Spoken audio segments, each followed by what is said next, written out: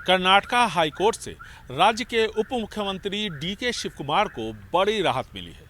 CBI के साथ साथ बीजेपी के वरिष्ठ नेता बसवनगौर पाटिल यत्नाल ने कर्नाटका हाईकोर्ट से अपील की थी कि सिद्धरमैया सरकार के उस फैसले को खारिज कर दिया जाए जिसके तहत सिद्धरमैया सरकार ने डीके शिवकुमार के खिलाफ आय से अधिक मामले में सीबीआई जांच के आदेश को वापस लेने का फैसला किया। सीबीआई जांच का आदेश 2019 में येदियुरप्पा सरकार ने दिया था, लेकिन जब यहां सिद्धरमैया की सरकार आई तो उसने under section 21 of general clauses act, ये एक विशेषाधिकार है, इसके तहत कैबिनेट के जरिए फैसला किया कि येदियुरप्पा सरकार का सीबीआई जांच का जो आदेश है इस मामले में, आय से अधिक मामले में, जो कि तकरीबन 75 करोड़ रुपए का है डीके शिवकुमार के खिलाफ, इसमें सीबीआई जांच के आदेश का जो फैसला येदियुरप्पा सरकार ने दिया था उसे वापस लिया जाता है। और इसकी जानकारी सिद्धरमैया सरकार की तरफ से कर्नाटका हाईकोर्ट को दी गई। वहां सुनवाई चली और कर्नाटका हाईकोर्ट ने under section 21 of general clause act के तहत जो विशेषाधिकार दिए गए हैं राज्य सरकार को, उसे सही ठहराते हुए सीबीआई और बसवनगौर पाटिल यत्नाल दोनों को कहा कि अगर इस फैसले से वो सहमत नहीं है तो वो चाहें तो सुप्रीम कोर्ट में इसे चुनौती दे सकते हैं।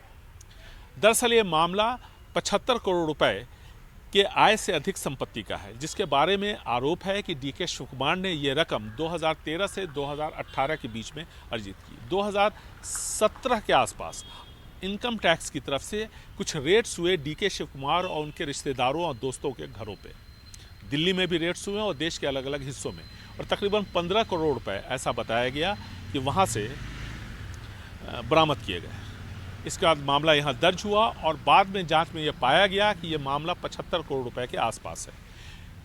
इनकम टैक्स के बाद ईडी आई इस मामले में, और ईडी ने डीके शिवकुमार को 3 सितंबर 2019 में गिरफ्तार किया। तकरीबन 1.25 महीने तक जेल में रहे डीके शिवकुमार और बाद में तिहाड़ जेल से उनकी रिहाई हुई, अदालत ने जब उन्हें जमानत दी, और अब तक वो इसी जमानत पर है। 2019 में, जैसा कि मैंने पहले बतलाया, इस मामले में येदियुरप्पा सरकार ने सीबीआई जांच के आदेश दिए थे। इस आदेश को जनरल क्लाउजेज एक्ट के तहत सिद्धरमैया सरकार ने वापस लेने का फैसला किया है, जिसे सीबीआई के साथ साथ बसवनगौर पाटिल यत्नाल ने चुनौती दी थी।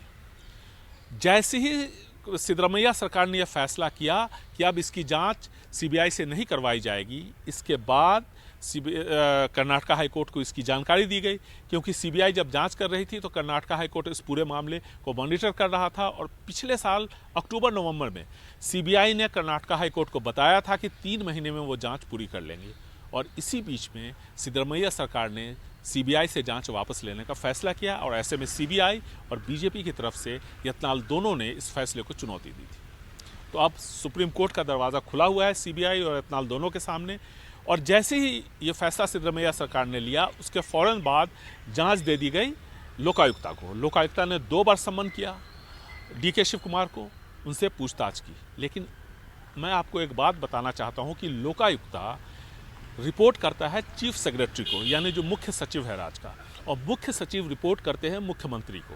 तो एक तरह से देखा जाए तो राज्य के उप मुख्यमंत्री के खिलाफ जो जांच चल रही है, किसी न किसी तौर पर इसका नियंत्रण राज्य सरकार के पास होगा। तो अब सीबीआई से जांच वापस ले ली गई है और कर्नाटका हाईकोर्ट ने इस पर मुहर भी लगा दी है। जाहिर है कि सीबीआई के साथ साथ यत्नाल दोनों इसे चुनौती देंगे सुप्रीम कोर्ट में, ऐसा माना जा रहा है, और जो जानकार है उनका भी यही कहना है। तो अब देखना है कि इस मामले में आगे किस तरह की कार्रवाई होती है।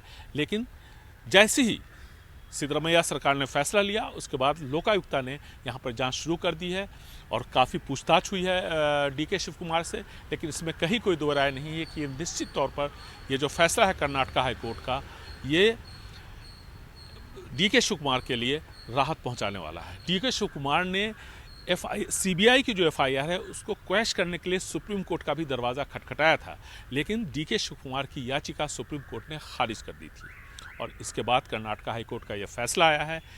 तो अब देखना है कि आगे की कार्रवाई किस तरह से सीबीआई करती है, क्या वो सुप्रीम कोर्ट में कर्नाटका हाईकोर्ट को ये फैसले को चुनौती देती है या नहीं देती है। बेंगलुरु से कैमरामैन कुमार के साथ निहाल किदवई, NDTV इंडिया।